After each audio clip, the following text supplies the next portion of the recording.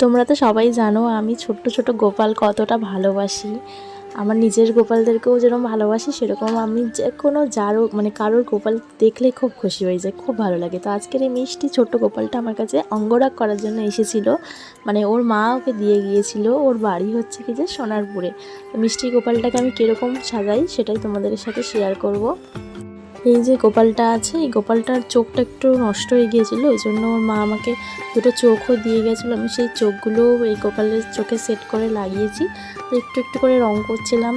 খুব বৃষ্টি হচ্ছিলো, সে কারণে ঠাকুর ঘরে বসে আর করিনি, আমি মেজদার ঘরে নিয়ে গিয়েছিলাম। মেজদার ঘরে সেই গোপালকে আমি রেখে একটু একটু করে কমপ্লিট করছিলাম, কারণ আমার ছোট বাচ্চা আছে, সেও একবার করে কাঁদছিল, তার কাছে একবার যাচ্ছিলাম আর একবার গোপালের কাছে যাচ্ছিলাম।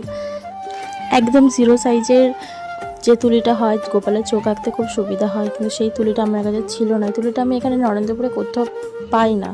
তুলিগুলো বেশিরভাগ এগুলো মানে একটু সোনারপুরের দিকে বা শিয়ালদা কলেজের দিকে পাওয়া যায় বেশি, আমাদের এখানে তো আমি নরেন্দ্রপুরে দেখি না। তো আমার কাছে যা তুলি ছিল সেই তুলিতেই আমি একটু একটু করে সারিয়েছি। আর তোমরা জানিও যে গোপালটাকে কেমন মিষ্টি লাগছে। আর এই গোপালটা নাকি একটা কানের পরতে বেশি ভালোবাসে, ও দুটো কানে নাকি কখনোই পড়ে না। আর সর্বনাশ একটা কাজ ঘটিয়ে দিয়েছিল, মেজদার বক্সের উপর বসে বসে মানে গোপালটাকে রেখে রং করতে করতে নিচটা চারিদিকে রং লেগে গেছিলো কোনো রকমে, সেটাকে তাড়াতাড়ি করে পরিষ্কার করেছি, দেখলেই আমি ঝাড় খেতাম। তো এই যে আমার ফাইনাল লুক ছোট্ট গোপালটার কেমন হয়েছে তোমরা জানিও। যাদেরকে আমরা মানে আমি রং করে দিয়েছি অঙ্গরাগটা করে, যার গোপাল তিনিও খুব খুশি হয়েছে। এই যে গোপালকে বৃষ্টির মধ্যে আনতেও চলে এসেছিলো ছাতা নিয়ে, ওরই দিদার গোপাল এটা, ওদের বাড়িতে এসেছিলো, গোপালকে নিয়ে এসেছিলো।